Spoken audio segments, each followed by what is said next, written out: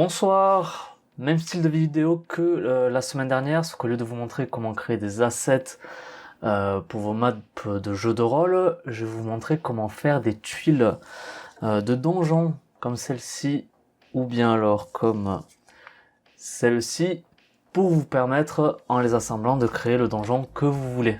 Évidemment, c'est utile uniquement pour les jeux style Donjons & Dragons, Pathfinder, qui ont des combats tactiques qui nécessitent des maps, ou ce genre de trucs. On va pas perdre plus de temps, on va de suite passer à la création.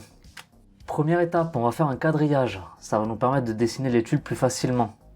Chaque case de la grille doit faire 1 pouce sur 1 pouce pour correspondre au standard sur ce type de carte. Ça fait 2,54 cm. Perso, je me prends pas la tête, je fais du 2,5, ça suffit largement. Une fois le quadrillage fait, on va s'en servir pour faire le contour des pièces. Là, pour l'exemple, je vais faire que des tuiles de couloir ou d'intersection, mais vous verrez plus tard les plus grandes pièces que j'ai réalisées. Et dans les trous sur la feuille, afin d'optimiser, je dessine des portes ou des escaliers que je pourrais rajouter par-dessus les tuiles.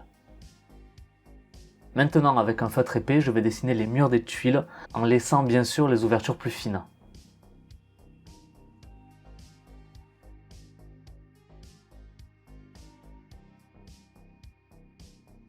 Ensuite, première couche de détail, je vais rajouter par exemple des défauts sur les murs ou alors au contraire des poutres qui servent à soutenir la structure. Je rajoute aussi parfois des cailloux ou ce genre de trucs.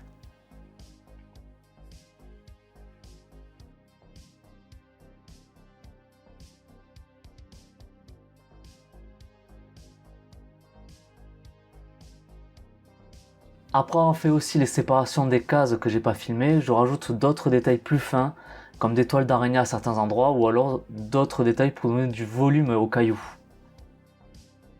Les tuiles sont maintenant finies, je gomme donc les traits de construction. Ensuite vient bien sûr l'étape de découpage.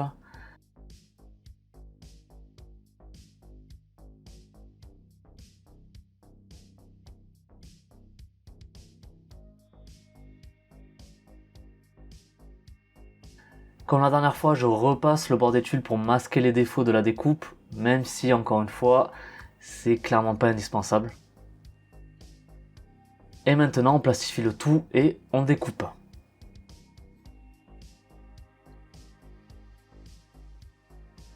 En partie, je me sers de ce genre de map pour faire des gros donjons, ou alors les battle maps de chez Locke que j'ai déjà présenté, et c'est de ça qu'on va se servir pour l'exemple. Je peux les positionner un peu comme je veux, et avec du coup des exemples de pièces un peu plus grandes que j'ai pu faire.